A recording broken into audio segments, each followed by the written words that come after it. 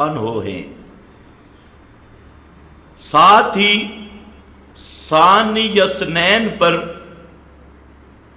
ایک گفتگو ہوئی تھی کہ ثانی سے مراد کون ہے۔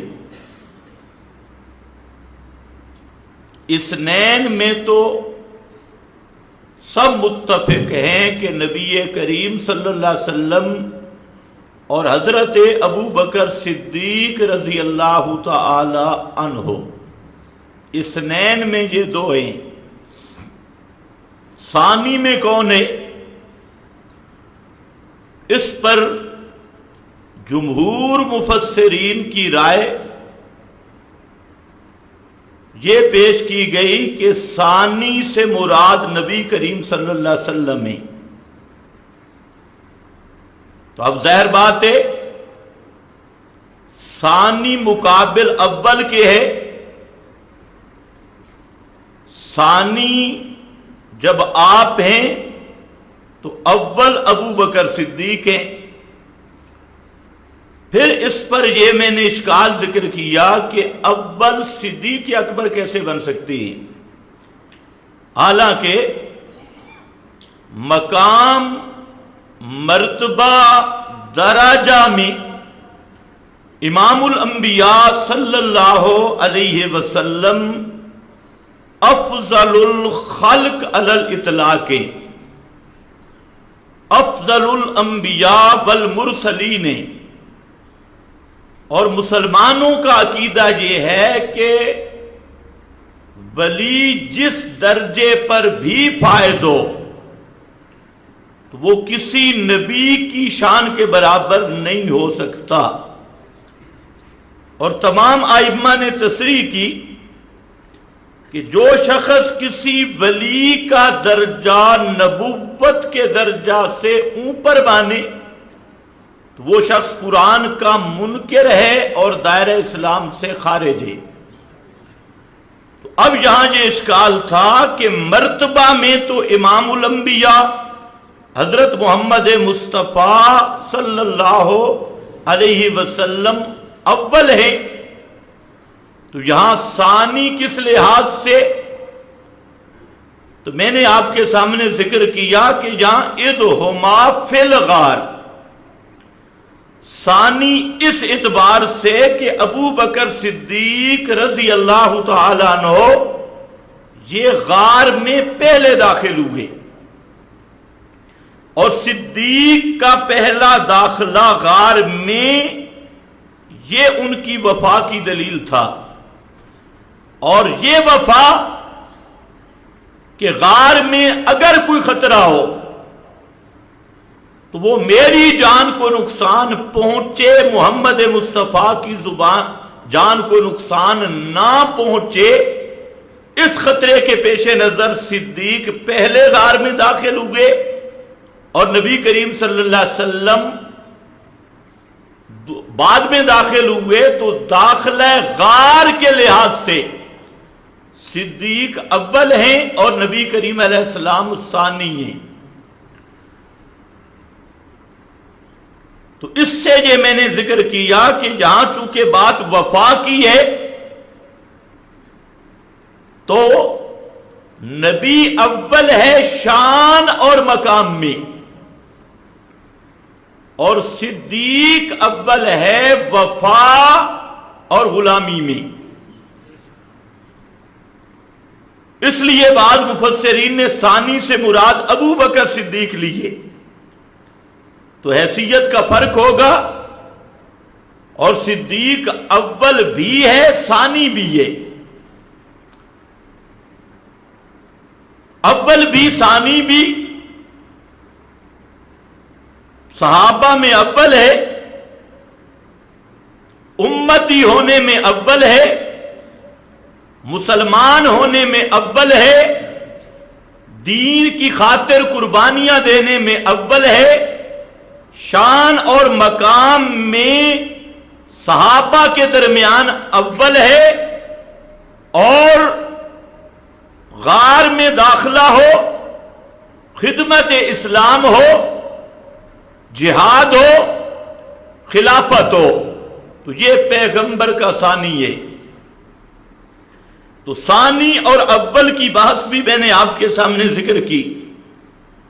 اس کے بعد اثنین پر میں نے بات کی کہ اثنین اس میں ظاہر ہے، اور اس میں بھی دو ہیں، ابو بکر اور نبی کریم صلی اللہ علیہ وسلم، اور ہما یہ ضمیر ہے، اور ہما ضمیر میں بھی دونوں کٹھے ہیں، اس میں ظاہر میں بھی دونوں کٹھے ہیں، جو اس بات کی واضح دلیل ہے کہ اللہ نے یہ ذکر کر دیا کہ جس طرح ابو بکر صدیق ظاہراً پیغمبر سے جدا نہیں ہو سکتے، اسی طرح باطناً بھی پیغمبر سے جدا نہیں ہو سکتے۔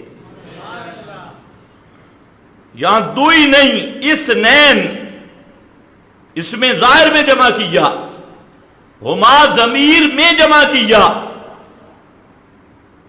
تو ایمان کے لحاظ سے، وجود کے لحاظ سے پھر دنیا نے دیکھا کہ ابو بکر صدیق رضی اللہ تعالی عنہ ہر وہ مقام جو اہم تھا پیغمبر سے جدا نہیں ہوئے، حتیٰ کہ قبر میں بھی نبی سے جدا نہیں ہوئے، میدان محشر میں پیغمبر سے جدا نہیں ہوں گے، جنت میں داخلے تک نبی سے جدا نہیں ہوں گے، اور جو کام پیغمبر نے کیا، اگر آپ صدیق کی زندگی کا مطالعہ کریں تو بے عین ہی وہی کام ابو بکر صدیق نے کیا۔ جس طرح نبوت کا بھار صدیق، نبی کا بھار صدیق کے علاوہ کوئی نہیں اٹھا سکتا، خود شیعہ کتابوں میں موجود ہے کہ جب مکہ فتح ہوا تو بیت اللہ میں کچھ تصویریں تھیں، یہ تو آپ نے سنا ہوگا، بت، اتنے تک مولوی تمہیں بتائیں گے، بت تھے جی، لیکن تھے کس کے؟ جی اگر بتا دیں تو سارے دربار برباد ہو جائیں گے۔ تمہیں مولویوں نے یہ بتایا ہوا ہے بت تھے، بت پتھر کے، وہ لوگ پتھروں کے پجاری تھے، اور پھر کوئی جو بے حیا مولوی ہوتے ہیں جی بتوں والی ایتیں یہ نبیوں پر فٹ کرتے ہیں، کوڈ نمبر ہے، سارے قرآن کا انکار کریں گے اور اپنی عوام کو کہہ دیں گے دیکھو توبہ توبہ توبہ توبہ، یہ جو ہے نا اشاعتی، یہ بتوں والی ایتیں نبیوں پہ چسپاں کرتی۔ آپ ذرا ان سے سوال کریں مولوی صاحب خدا کے لیے بتاؤ وہ بت تھے کس کے اور ان کا مقصد کیا تھا؟ مولوی کبھی نہیں آپ کو بتائے گا۔ بھائی پتھروں کو ہی پوجنا تھا تو مکہ میں تھوڑے پہاڑ تھے؟ پتھروں کو ہی پوجنا تھا تو حجر اسود کو سب سے افضل سمجھتے تھے، وہ فوٹو کس کے بنائے تھے؟ یہ بات کبھی مولوی تمہیں نہیں بتائے گا۔ بخاری اٹھاؤ، وہ جو صورتیں تھیں ان میں اضافی ہا سورت ابراہیم و سورت اسماعیل، ان میں حضرت ابراہیم کی شکل موجود تھی، اور حضرت ابراہیم کون ہے جی؟ نبی کا نام ہے نا۔ حضرت اسماعیل کس کا نام ہے؟ بولو گے؟ آج میں آپ سے زیادہ تھکا ہوا ہوں، بولو گے تو آگے چلیں گے، نہیں تو جمعہ پڑھتے ہیں۔ تو حضرت ابراہیم کی شکل، حضرت اسماعیل کی شکل،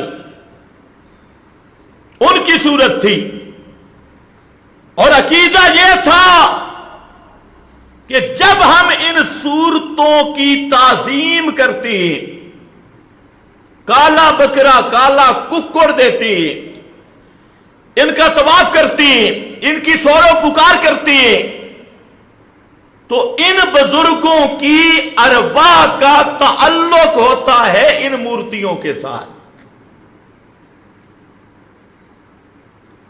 اور جب ہم ان کی تعظیم کرتے ہیں تو یشفعوا لنا،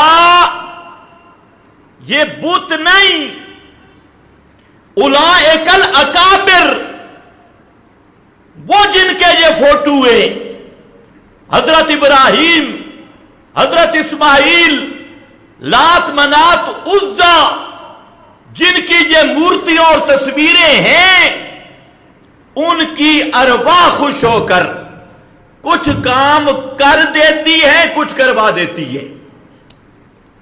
ہؤلاء شفاؤنا عند اللہ۔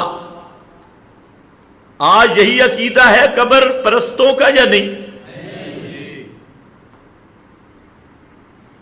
کوئی قبر پرست سنگ مرمر کو نہیں پوجتا،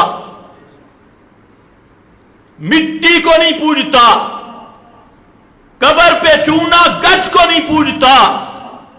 وہاں پر پوجا ہوتی ہے، تعظیم ہوتی ہے اس عقیدے سے کہ نیچے بابا سن رہا ہے، اور نیچے والا بابا میرا کام کر دے گا یا کروا دے گا۔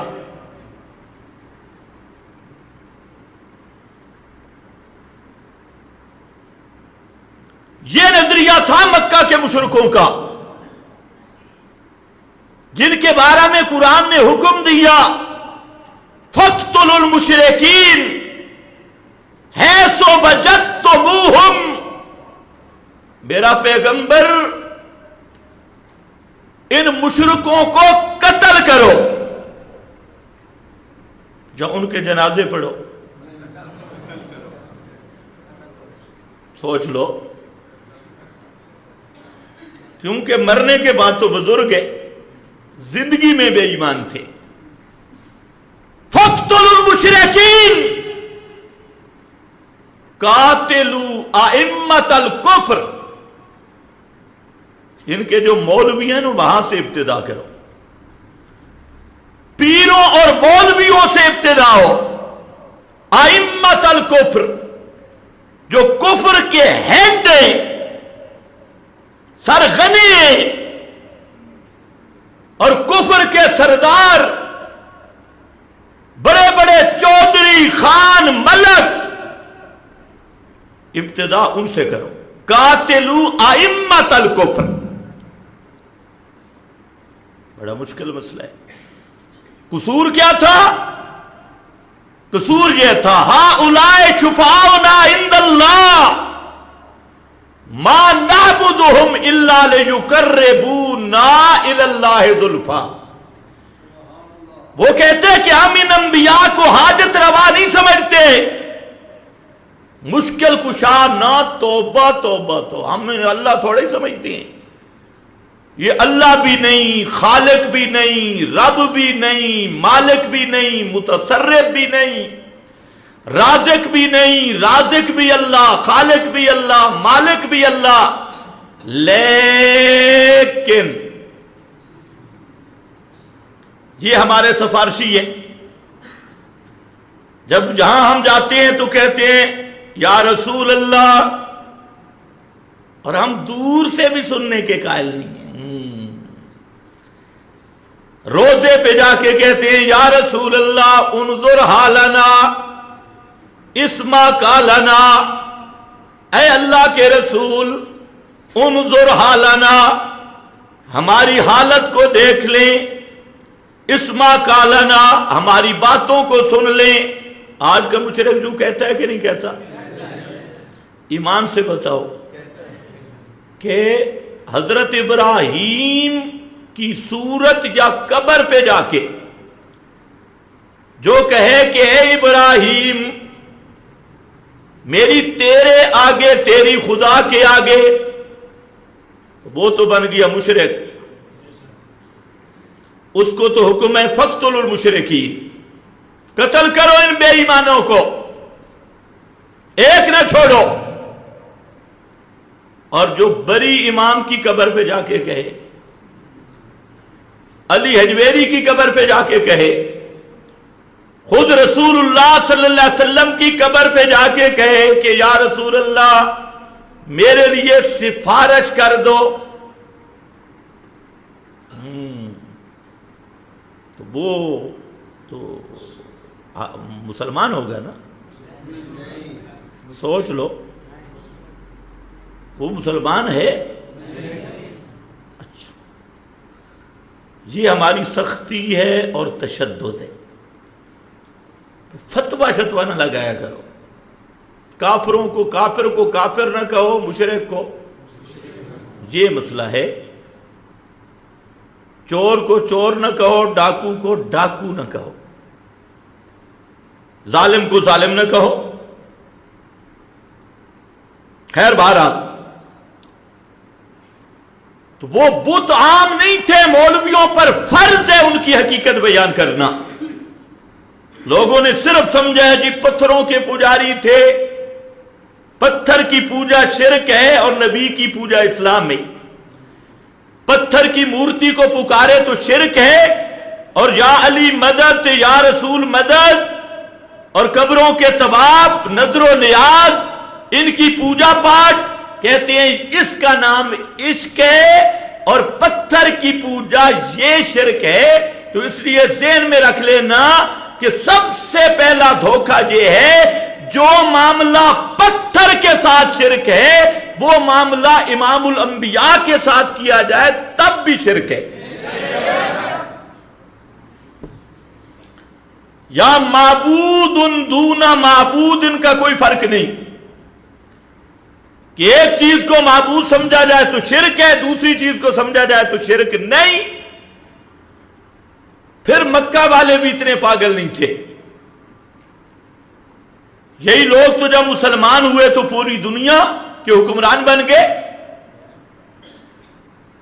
تو خیر وہ مورتیاں تھیں،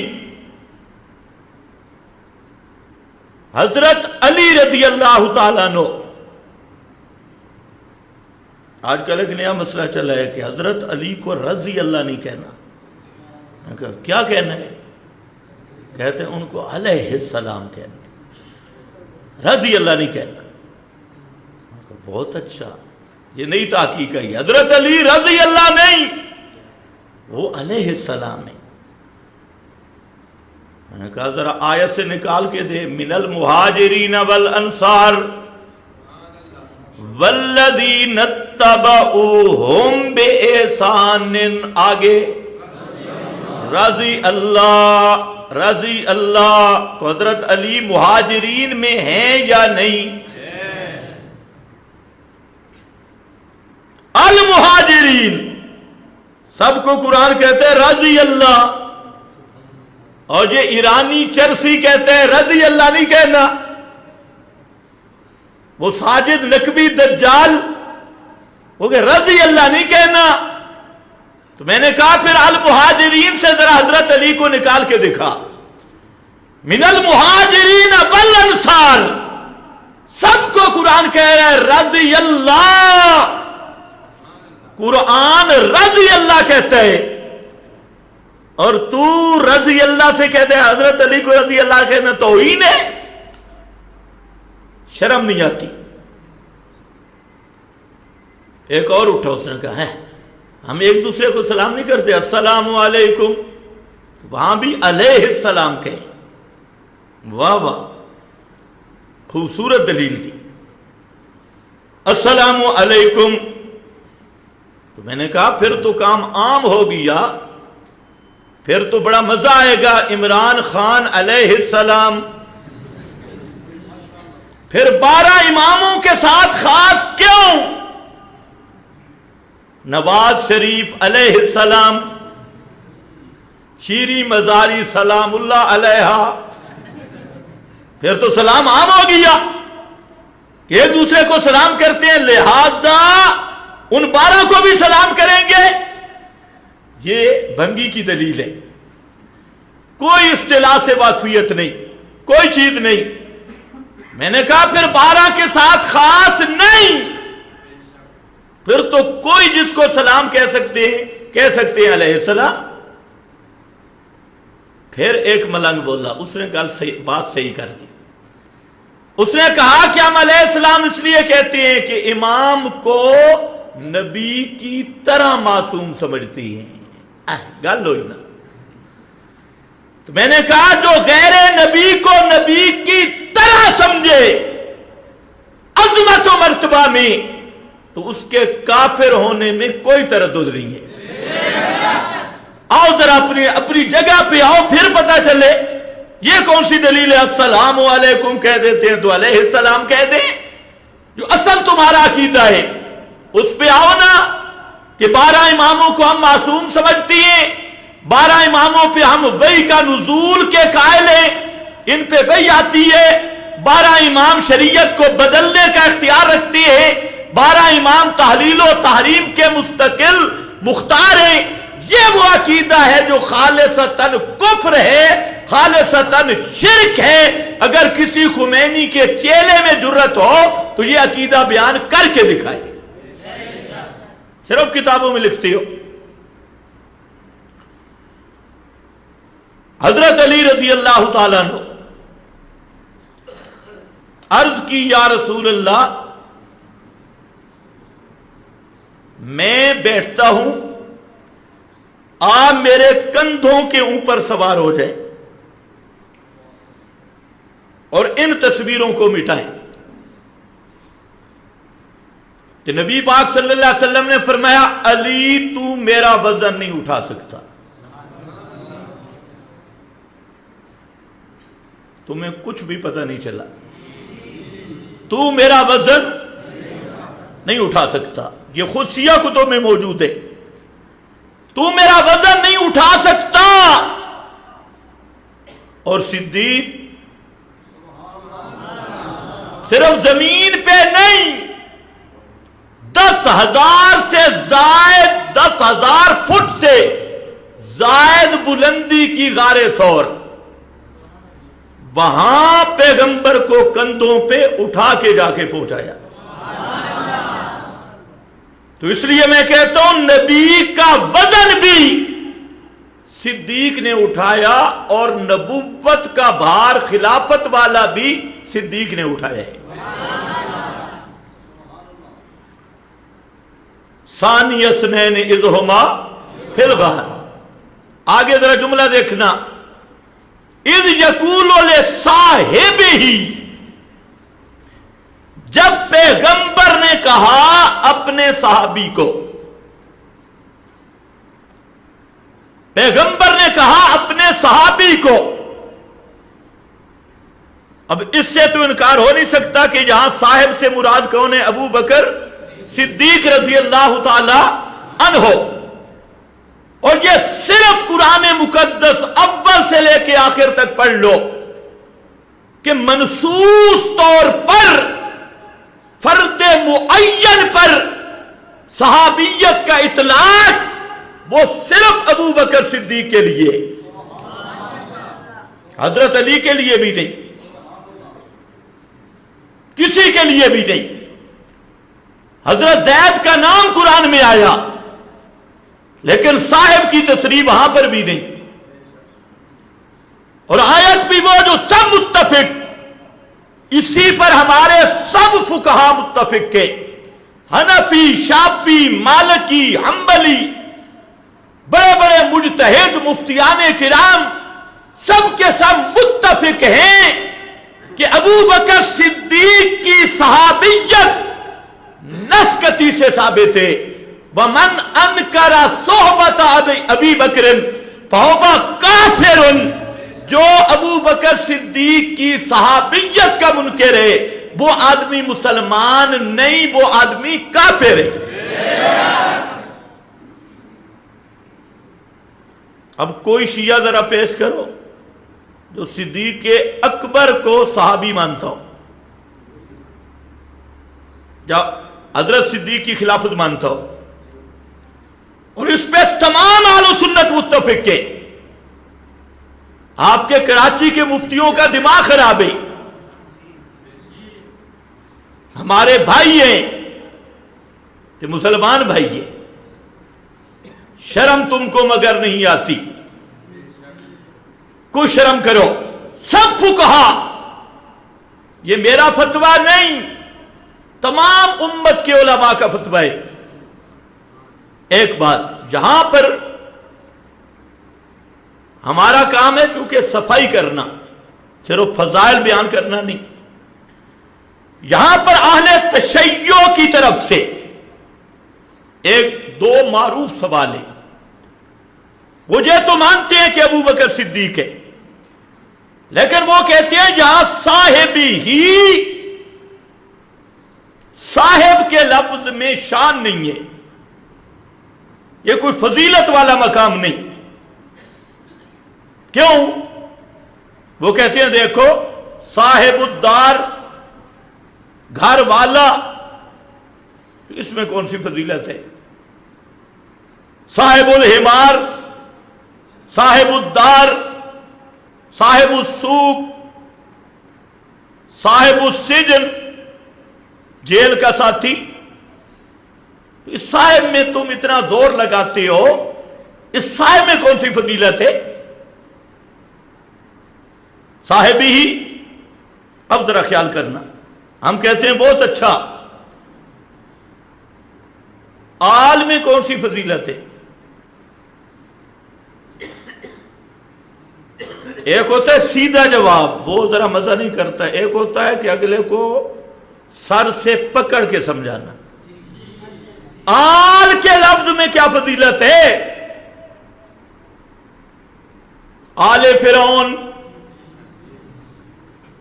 فضیلت ہے؟ آل لوط، آل لوط، آل فرعون، فرعون کی آل، لوط کی آل، جس سے آنکھ میں آیا. اب کیا بنے گا؟ آل فرعون. اب کوئی کھڑا ہو کے کہے آل کی کون سی فضیلت ہے؟ بھائی وہ تو فرعون کے ساتھ آل ہے، اور بھی بڑی آلیں موجود ہیں.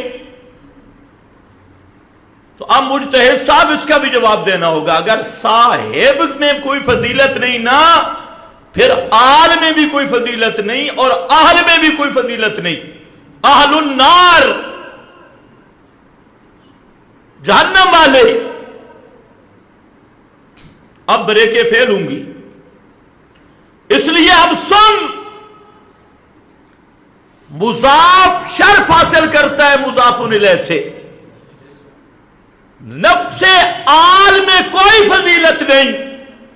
آل فرعون کی بھی ہے، حامان کی بھی ہے، قارون کی بھی ہے. مضاف الیہ فرعون ہو تو آل کی کوئی ویلیو نہیں، کوئی حیثیت نہیں. لیکن اسی آل کا مضاف الیہ محمد مصطفیٰ بن جائے، آل محمد، تو اب آل کی نسبت جب محمد صلی اللہ علیہ وسلم کی طرف ہو گئی تو وہ اس آل کے لفظ کی شان بلند ہو گئی. اسی طرح ٹھیک بات ہے، صرف صاحب کے لفظ میں فضیلت نہیں، لیکن جہاں صاحب نہیں، صاحب ہی، تو اس صاحب کی جب اضافت محمد مصطفیٰ کی طرف ہو گئی تو آل کی طرح اس صاحب کی شان بھی بلند ہو گئی. لوگوں کو دھوکہ دیتے ہیں جی صاحب میں کون سی فضیلت ہے، تو ان کو بولو پھر آل کے لفظ میں کون سی فضیلت ہے. تو فضیلت ملتی ہے نسبت سے، یا نسبت بدل جائے تو فضیلت وہاں ملا کرتی ہے. آل فرعون میں کوئی فضیلت نہیں، لیکن آل النبی کی فضیلت ہے. صاحب فرس، صاحب حمار میں کوئی فضیلت نہیں.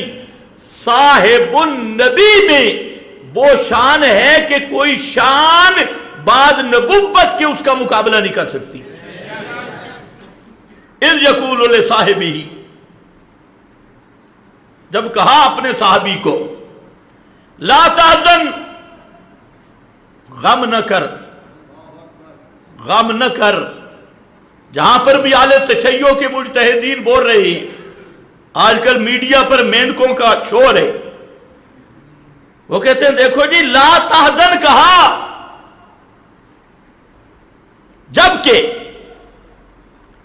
اولیاء اللہ کی شان تو ہے الا ان اولیاء اللہ لا خوف علیہم ولا هم یحزنون. جو اولیاء اللہ اس کو تو حزن ہوتا ہی نہیں. توجہ ہے میری طرف؟ جو اللہ کا ولی ہو اس کو تو حزن ہوتا ہی نہیں. تو صدیق کو حزن ہوا، پتہ چلا وہ اولیاء اللہ میں سے نہیں، معاذ اللہ. کیوں استدلالات ہے؟ اولیاء اللہ کو حزن نہیں، یا لا تحزن، صدیق کو حزن ہوا. اور خوف اور حزن اولیاء اللہ کو تو ہوتے ہی نہیں. جو انہوں نے لیا، میں نے کہا بہت اچھا، ہمارے پاس پورا قرآن ہے، تم ایک آدھ آیت دیکھتے ہو.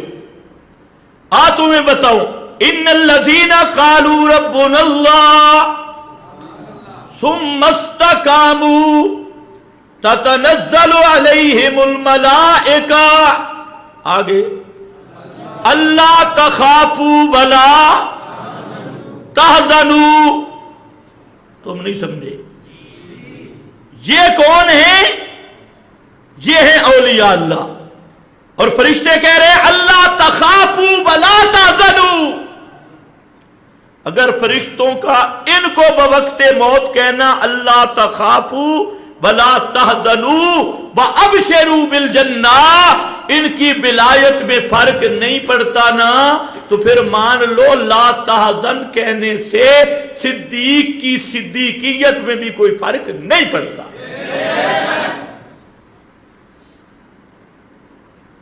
اب تو قرآن آیا اور ہم نے دیکھا لا تہنوا ولا تحزنوا انتم الاعلون ان کنتم.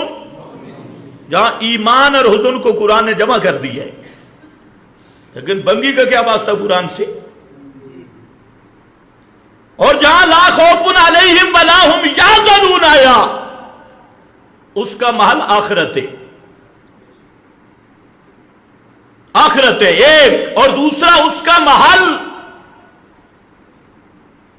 فوق الاسباب ہے کہ ما فوق الاسباب امور میں چونکہ فعل صرف اللہ کا ہے، اس لیے ان کو وہ راضی ہیں اللہ کی قضا پر، ان کو حزن بھی نہیں خوف بھی نہیں، رہ گیا تحت الاسباب. تو تجھے بتاؤں، دلیل ہمیشہ دی جاتی ہے محفوظ کی محفوظیت ثابت کرنے کے لیے معصوم کی عصمت کو پیش کیا جاتا ہے. میں نے دیکھا حضرت موسیٰ کلیم اللہ نبوت مل چکی ہے، اللہ نے فرمایا میرے پیغمبر یہ جو ہاتھ میں ڈنڈا ہے نا اس کو چھوڑ دو.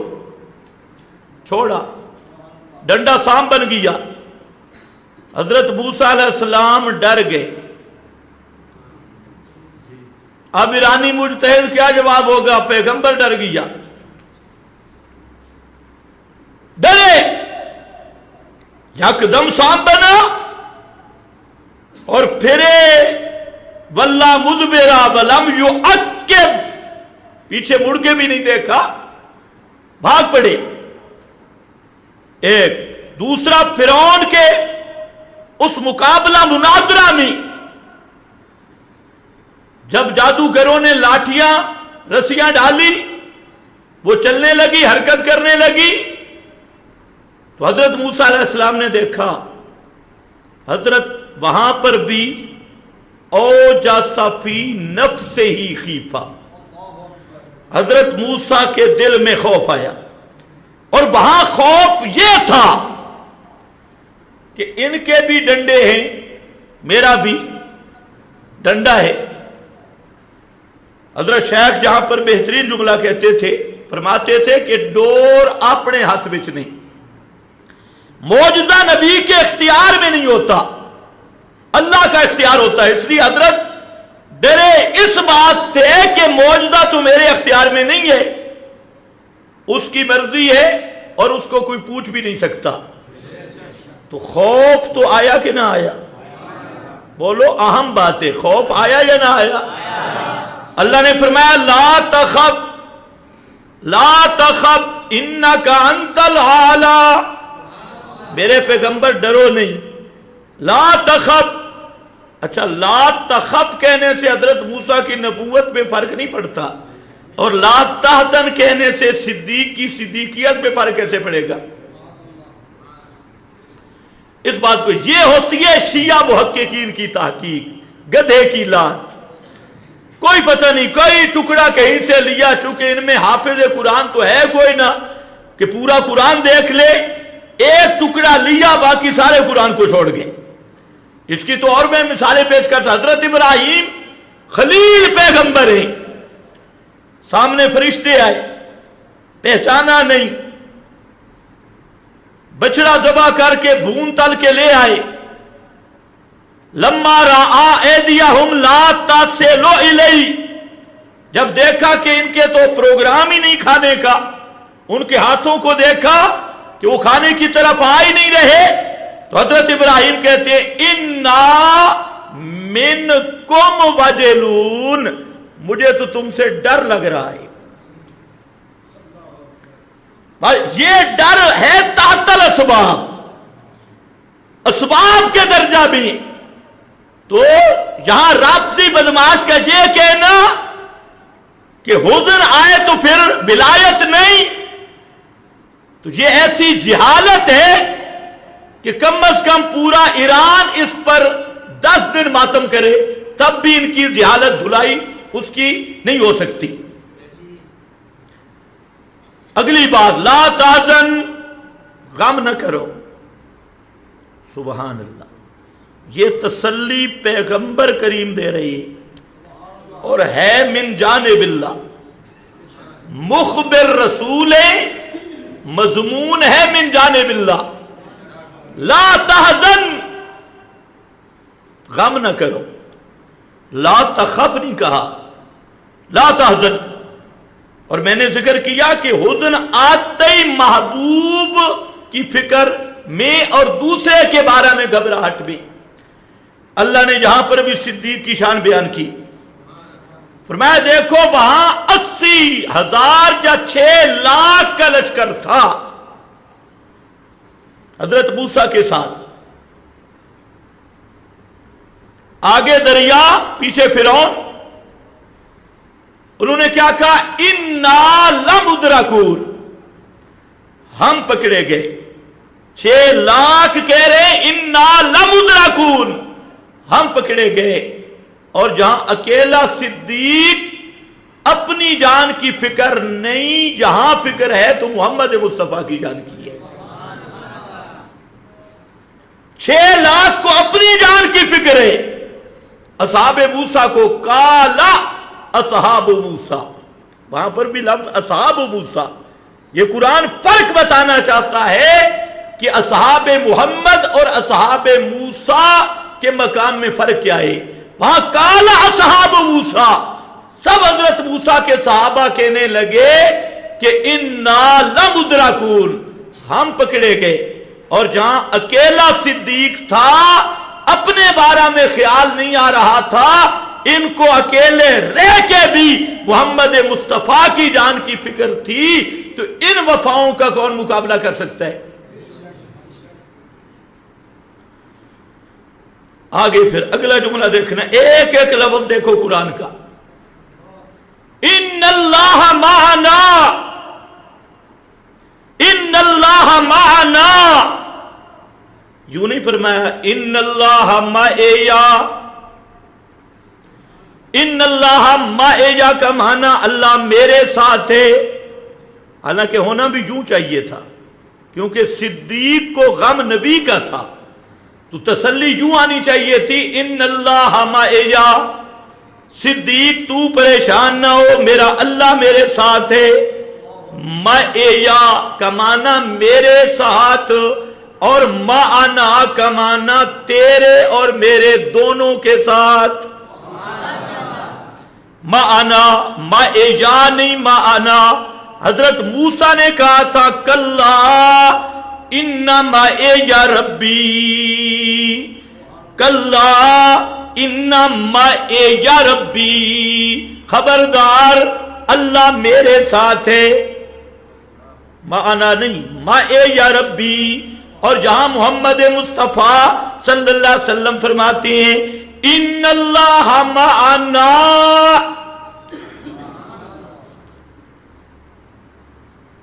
یہ ضمیر جو تثنیہ کی اس کی تعبیری جمع سے، پہلے تثنیہ اب نا جمع آ گئی، اور تثنیہ کی تعبیری نا سے ہی ہو سکتی ہے. معنا، صدیق گھبرا نہیں، جو اللہ کی طرف سے عصمت، حفاظت، نصرت، رحمت میں محمد مصطفیٰ پر ہے، وہی نصرت، وہی حفاظت، وہی عصمت اور وہی مقام وہ صدیق تجھ پہ بھی اسی طرح ہے. ان اللہ معنا، اللہ ہمارے ساتھ ہے. اور ایک اور مقام پہ قرآن بولا، اللہ نے یہاں پر بھی ڈنڈی مارتا ہے بھنگی، کہتے ہیں اللہ تو ہر ایک کے ساتھ ہے. یہاں پھر کون سا کمال ہوا؟ اللہ تو معیت تو ہر ایک کے ساتھ ہے. توجہ ہے میری طرف؟ اللہ کی معیت تو ہووا معاکم اینما کنتم نحن اقرب الیہ من حبل الورید، سب کے ساتھ ہے. پھر معنا میں کون سی خصوصیت ہے؟ میں نے کہا یہاں پر بھی سن لے، معیت سب کے ساتھ ہے. وہ معیت علمی ہے، وہ معیت قدرتی ہے، وہ معیت تصرف والی ہے، اور ایک معیت اللہ کی نبی کے ساتھ ہوتی ہے. وہ معیت عامہ ہے، یہ معیت خاصہ ہے. وہ معیت عامہ، یہ معیت خاصہ. جس طرح اہل البیت میں سب سواکن الوجود ہیں، وضاحت نہیں کروں گا، لغوی معنی لو نا، سب سواکن جو چیزیں بھی گھر میں رہتی ہیں سب ہیں، ان میں بلی بھی ہے. اسی لیے بلی کا جھوٹا پلیت نہیں ہے. اب نیا مسئلہ آ گیا ہے، بلی نے برتن میں منہ ڈال دیا تو پلیت نہیں ہوگا، مکروہ ہوگا صرف، کیونکہ بلی سے جان چھڑانا مشکل ہے، وہ سواکن الوجود میں سے. تو گھر میں تو اور بھی بڑی چیزیں رہتی ہیں، فقہا نے مسئلے لکھے، لیکن وہ مراد نہیں جہاں پر اہل بیت خصوصی مرادیں. اسی طرح معیت بھی عام، لیکن پیغمبر کے ساتھ جو معیت ہے وہ معیت ہے نصرت والی، وہ معیت ہے رحمت والی، وہ معیت ہے عصمت والی، وہ معیت ہے حفاظت والی، وہ خاص ہے. اگر یوں سمجھ نہ آئے، یوں سمجھ لو 2 نبیوں کو اللہ نے بھیجا، جاؤ فرعون کے دربار میں، اور وہاں پر یہ جملہ کہا اننی معکما، اننی معکما ان اللہ مع المحسنین. یہ معیت مع المحسنین، معکما. اور آپ خود سوچ لیں، ایک معیت حضرت موسیٰ کے ساتھ ہے، ایک حضرت ہارون کے ساتھ ہے، ان کے ساتھ ایک معیت ہے، اور ایک اللہ کی معیت محمد مصطفیٰ کے ساتھ ہے. کوئی خصوصیت نہیں ہوگی. سب سے اعلیٰ نصرت، سب سے افضل نصرت وہ محمد مصطفیٰ کے ساتھ ہے. اور ساتھ شریک کس کو کیا؟ ابو بکر صدیق کو. ان اللہ معنا، جو نصرتوں کا وعدہ مجھ سے ہے वही नुसरतों का वास्ता तुझ से है, सिद्दीक के साथ है। अब ये बात इन्नल्लाह माना कहकर अगला जुमला सुनना। अल्लाह फरमाते हैं फ़अनज़लल्लाहु सकीनतहु अलैहि। सिद्दीक परेशान थे, अल्लाह ने खुसूसी सुकून नाजिल किया क़ल्बे सिद्दीक पर। यहां पर ही ज़मीर में मुफस्सिरीन ने इधर उधर बातें की, लेकिन ला तहज़न का सियाक बता रहा है कि यहां पर सकीनतहु अलैहि, वो जिसको हुज़न था सकीना भी उस पे नाजिल हुई है। और वो सकीना किस तरह नाजिल हुई, सुभान अल्लाह, पूरी जिंदगी देख लो। इसके बाद फिर मकाम आया बदर का। सकीना कैसे नाजिल हुई, वो आरजी नहीं थी, ये अल्लाह की नाजिल करदा सकीना थी। और सकीना का माना दिल का इत्मीनान, दिल ऐसा मुतमईन हो गया, सारे खदशे खत्म हो गए। हत्ता के बदर वाली रात इमामुल अंबिया सल्लल्लाहु अलैहि वसल्लम उस अरीश और छप्पर में बुलंद हाथ करके दुआएं मांग रहे थे, और पीछे से सिद्दीक आए, आपके कंधों पे हाथ रख के अर्ज करने लगे, या रसूल अल्लाह अलहाका इला रब्बिका, दुआएं बहुत हो गई हैं, अल्लाह तेरी जरूर मदद करेगा, अब बस कर दो दुआओं की। है ना सकीनतहु, गार में रसूल तसलियां देने वाला, और बदर की रात में अबू बकर, ये था वो सकीनतहु अलैहि, उस सकीना और इत्मीनान कल्बी का असर। और फिर यही हुआ, इसमें भी राज था। ये सकीना क्यों नाजिल हुई, इसलिए नाजिल हुई कि अल्लाह की तकदीर में से था कि नबूवत का बोझ अबू बकर सिद्दीक पे आएगा। और उसी तरह हुआ। सबसे सहाबे किराम पे मुश्किल तरीन मरहला था पैगंबर की वफात का, इससे बड़ा कोई गम नहीं था पूरी सहाबा की जिंदगी में। उनके बच्चे ज़बा हुए, उनके करीबी रिश्तेदार बिछड़ गए, उनको मारा गया, आंखें निकाली गई, नेज़ों की अनियों पे लटकाया गया, लेकिन वो सारे जख्म एक तरफ और पैगंबर की वफात वाला सदमा एक तरफ। सबसे ज्यादा सदमा था कि आज अल्लाह के रसूल दुनिया से चले गए और हम आपके दीदार से महरूम हो गए। ये मामूली मसला नहीं था।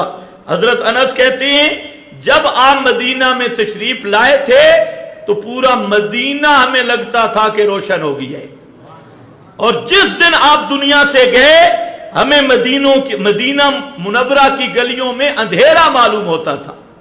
हजरत फातिमा, उन्होंने हजरत अनस से पूछा, अताबत अनफुसुकुम अन तुहसु अला रसूलिल्लाह, तुमने ये बर्दाश्त कैसे कर लिया कि अल्लाह के रसूल को तुमने मिट्टी के नीचे दफन किया अपने हाथों से, ये इस चीज को कैसे तुमने बर्दाश्त किया? हजरत अनस कहते हैं, तकदीरुल्लाह यअला वला युला, अल्लाह की तकदीर के सामने घुटने टेकने पड़ जाते हैं। हत्ता के सहाबे किराम की हालत क्या, हजरत फारूक आजम जो हौसले का पहाड़ था और बहादुरी और शजाअत में अशद्दो हुम फी अम्रिल्लाह उमर, सबसे ज्यादा मकाम हजरत उमर को यह खुसूसियत थी। हजरत उमर की हालत आप सुनते हैं, मुंह से झाग देने लग गई और आंखें खुश्क हो गई और तलवार सामने लहराने लगे। अला मन काला इन्ना मुहम्मदन कद मात, जिसने ये लफ्ज कहा कि अल्लाह के रसूल पे मौत आ गई, मैं उसकी गर्दन उड़ा दूंगा।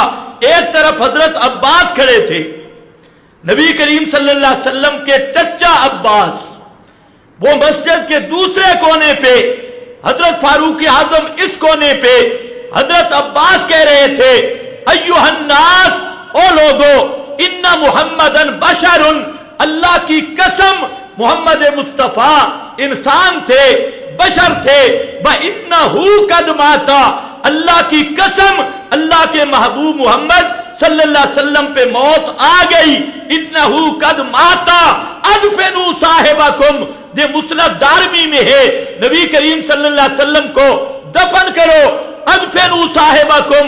اور اگر وہ بات ہوئی جو فاروق اعظم کہہ رہے ہیں کہ غشی ہے، بے ہوشی ہے، آپ زندہ ہیں، تو اللہ کا قانون یہ ہے کہ اللہ زندہ نبی کو قبر میں نہیں رکھتے، ان یبعث اللہ عنہ التراب، اللہ مٹی کو ہٹا دے گا، اور پیغمبر اگر زندہ ہوئے تو اللہ قبر مبارک سے نبی کریم علیہ السلام کو باہر لے آئیں گے۔ تم نے توجہ نہیں کی؟ حضرت عباس کیا کہہ رہے ہیں؟ اگر نبی پاک زندہ ہوئے تو اللہ مٹی کو، اور آج کا بے ایمان کیا کہتا ہے؟ حیات دنیاوی حقیقی حصی اسی قبر میں، دھور بے ایمانہ، تیرا کیا تعلق ہے صحابہ کے ساتھ؟ یہ نبی کا چچا ہے، اور کہتے ہیں اللہ زندہ نبی کو قبر میں نہیں چھوڑتے، اگر پیغمبر زندہ ہوئے تو اللہ باہر نکال لے آئیں گے۔ اور یہ لڑائی کر رہا ہے حیات النبی، حیات النبی، حیات النبی، یہاں تک آگے حیات النبی۔ بھئی کون سی حیات؟ وہ شہداء والی ماننا، جنت کی حیات مان نہیں، پھر دنیاوی بھی کہ حقیقی بھی تے حصی۔ ابھی ایک دجال خیبر پختونخوا میں نکلا ہے، وہ کہتے ہیں میں دیکھتے جاگتے ہوئے نبی پاک کی زیارت کی۔ اس پہ بدتی آپس میں لڑ رہے ہیں، الحمدللہ لڑ رہے ہیں۔ وہ کہتے ہیں تو بے ایمان، یہ کہتے ہیں تو، میں کہتا ہوں دونوں بے ایمان۔ ورنہ ذرا پوچھو کہ جاگتے ہوئے زیارت کی تو اس دجال سے پوچھو کہ تو صحابی ہے یا نہیں۔ اگر وہ صحابی ہے تو پورا خیبر پختونخوا تابعی ہے۔ بڑی فضیلت کی بات ہے۔ اور اگر وہ جاگتے ہوئے بھی نبی پاک کی زیارت کر کے صحابی نہیں بنانا تو پھر مان لو ابو جہل کی نسل کافر ہے، کیونکہ نبی کو جاگتے ہوئے دیکھنے والا ایمان ہو تو صحابی، نہ ہو تو ابو جہل ہے۔ اور فیصلہ خود کر، اس پہ مناظرے ہو رہے، اس پہ گفتگویں جاری ہے۔ شرم تم کو مگر نہیں آتی۔ حضرت فاطمہ کو تو بیداری میں نہیں ملے، ابو بکر صدیق کو تو آپ بیداری میں نہیں ملے، اتنی مشکلات بھی آئی، کبھی نہیں آئے۔ حضرت علی معاویہ کہ تو وہاں میدان صفین جمل میں آپ تشریف نہیں لے آئے بیداری میں، پتہ نہیں آپ سن بھی رہے ہیں کہ نہیں۔ ائمہ کے اختلاف رہے، اماموں کے پاس آپ بیداری میں نہیں آئے کہ یہ مسئلہ یوں ہے، محدثین کی روایت میں اختلاف رہے، بخاری مسلم ابو داؤد ترمذی ابن ماجہ نسائی کی روایتیں آپس میں ٹکراتی رہی، ان کو تو آپ نے نہیں سمجھایا کہ میرا فرمان یوں ہے اور تم یوں۔ اور جہاں خیبر پختونخوا کے دجال کے پاس عالم بیداری میں فلاں مسجد میں میں نے دیکھا ہے، دور بے ایمانہ۔ لیکن ہے بڑی خوشی کی بات، اب اہل بدعت نے جو اصل گند تھا نا اس کو ظاہر کرنا شروع کیا ہے۔ ہم کہتے تھے کہ یہ بڑے بے ایمان ہے، تم کہ نہیں اتنی سختی نہ کرو۔ اب گند آنے لگا سامنے نا، بھئی اصل اندر کیا ہے، اندر والا کفر اب سامنے آنے لگا۔ تو خیر بہرحال واپس آ جا، کون سی بات تھی؟ سکینہ، یہ شاباش۔ بس آج ختم کرتا ہوں 1 منٹ میں، مضمون کچھ اور پھر اگلے جمعے پہ ہوگا۔ سکینتہ، حضرت عباس اس طرف، حضرت فاروق اس طرف، سارے صحابہ پریشان، مضطرب، سب کے دل زخمی، لیکن اسی سکینہ کا اثر تھا کہ ابو بکر صدیق منبر پہ کھڑے ہوئے۔ انزل اللہ سکینتہ، یہ عارضی نہیں تھی، یہ دائمی تھی، اللہ نے سکون نازل کیا۔ اور حمد اللہ، حمد و ثنا کے بعد فاروق کے سامنے کوئی بول ہی نہیں سکتا تھا، حضرت عمر کے سامنے کون بولے؟ لیکن جہاں ذرا لفظ سننا، ممبر پہ کھڑے ہو کے ننگی تلوار سامنے ہے، لیکن دل اتنا مطمئن ہے، یوں نہیں کہتے عمر، نہیں، ایھا الرجل علی رسلک، ایھا الرجل، علماء جانتی ہیں، کوئی وصف نہیں ذکر کیا، کوئی خطاب نہیں دیا، جس طرح کوئی انجان آدمی ہوتا ہے، ایھا الرجل، او جنیاں، ایھا الرجل، او مردہ، مرد، یعنی یوں حضرت صدیق نے خطاب کیا کہ جان پہچان ہی نہیں، یوں نہیں کہا یا عمر یا اخی، او میرے بھائی، او میرے، نہیں، یہاں مسئلہ تھا شریعت کا، اور صحابہ وہ تھے جب شرعی مسئلہ آتا تو وہ اپنے دوستوں سے بھی اجنبی بن جایا کرتے تھے، کوئی رعایت نہیں یا اخی۔ آج کل تو بڑی رعایتیں شروع ہو گئی ہیں، اور سب سے بڑی تباہی تب ہوتی ہے جس جماعت سے انصاف اور عدل ختم ہو جائے، وہ جماعت برباد ہوتی ہے۔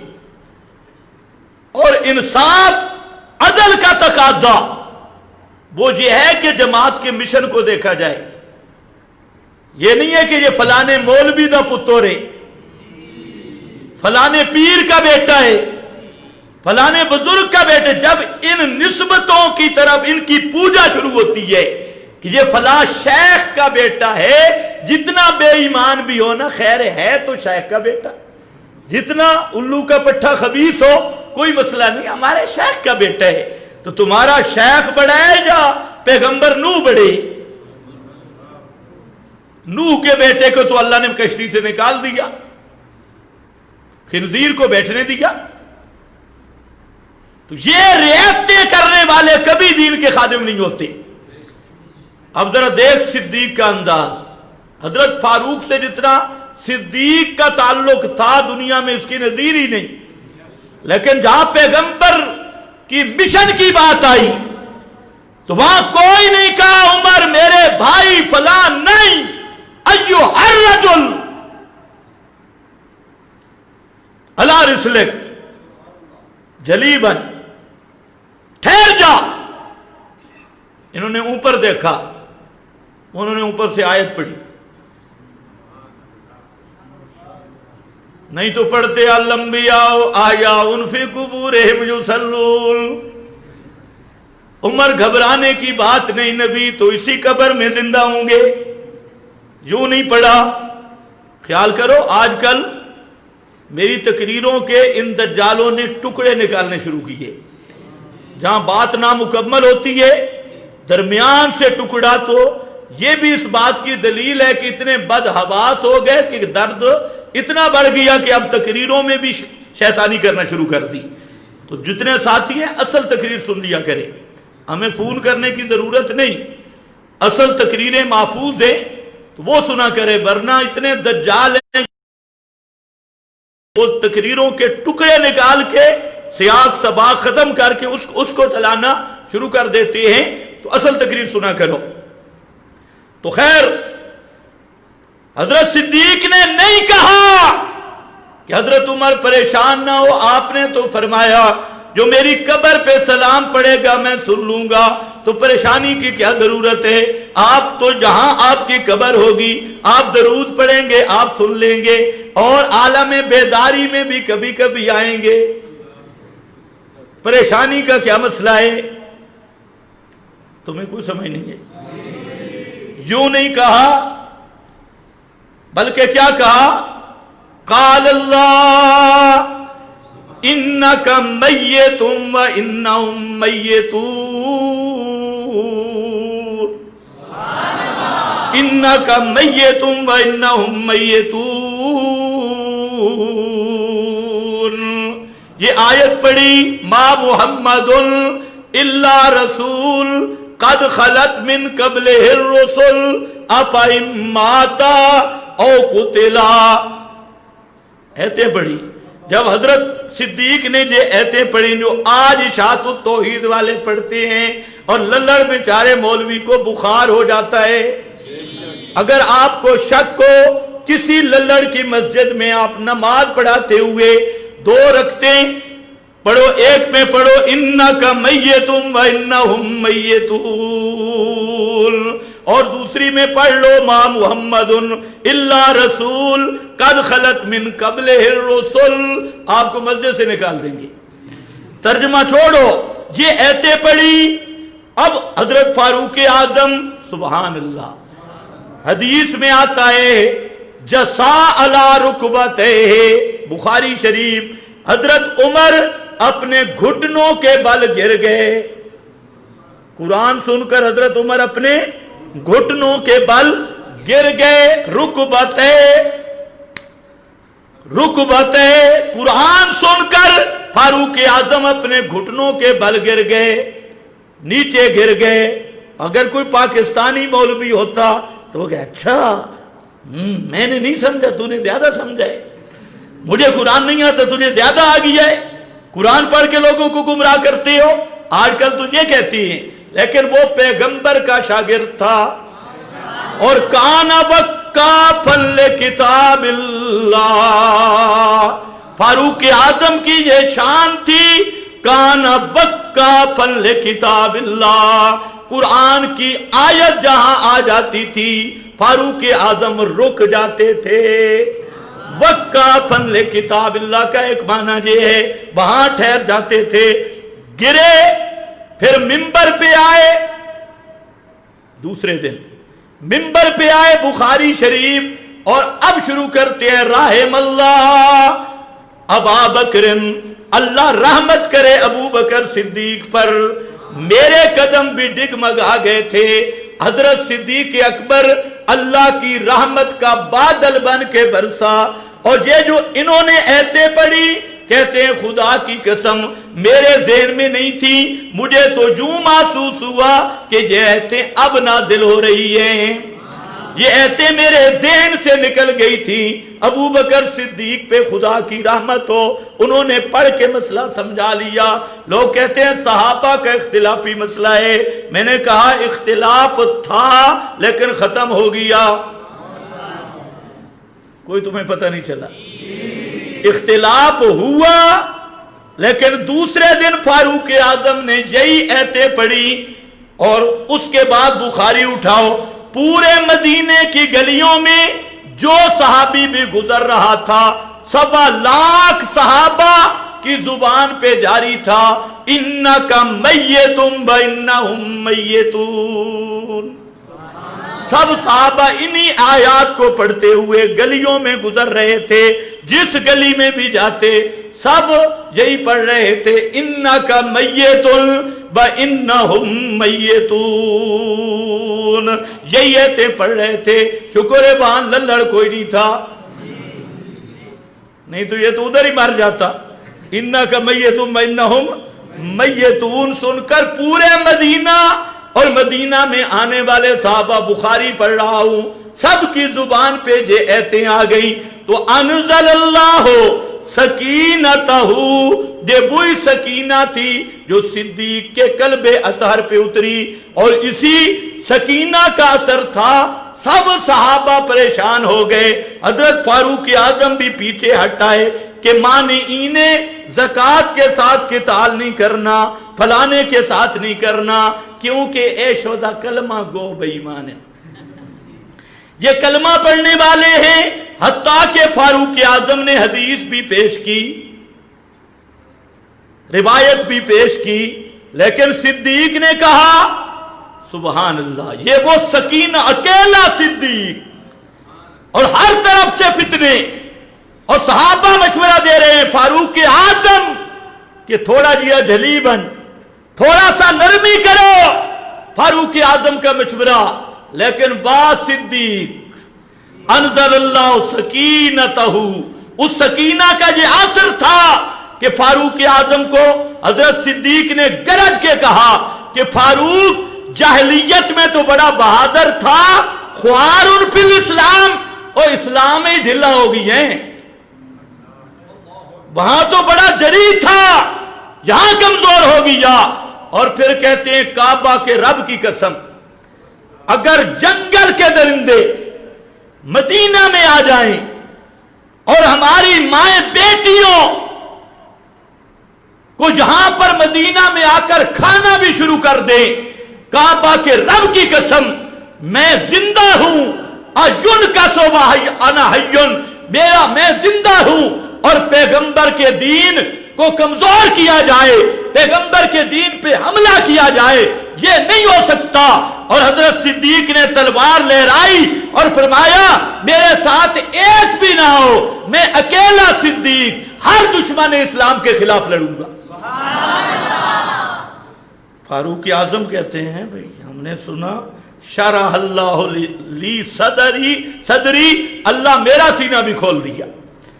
پھر سارے صحابہ اکٹھے ہو گئے، تو یہ تھا انزل اللہ سکینتہ علیہ وآخر دعوانا